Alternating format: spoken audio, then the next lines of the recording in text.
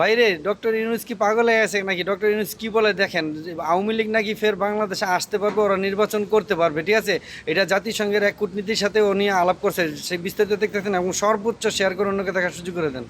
It's a wrong criticism because we have not banned our elections. Simply activities has been suspended. Party is still there. They remain valid as a party. Anytime it could be open. Awami লীগকে কি আসলেই নিষিদ্ধ করা হয়েছে নাকি শুধু তাদের রাজনৈতিক কার্যক্রম স্থগিত করা হয়েছে? নির্বাচনে আওয়ামী লীগের অংশগ্রহণের সুযোগ আদৌ আছে কি?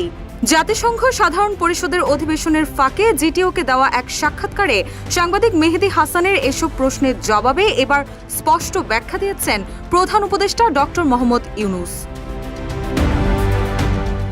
তিনি বলেন, আমরা আওয়ামী লীগকে নিষিদ্ধ করিনি, এমনকি তাদের রেজিস্ট্রেশনও স্থগিত করা হয়নি, শুধুমাত্র তাদের কার্যক্রম স্থগিত করা হয়েছে। আর কার্যক্রম স্থগিত হওয়ায় তারা কোনো রাজনৈতিক কর্মকাণ্ড করতে পারবে না। তারা একটি দল হিসেবে বৈধ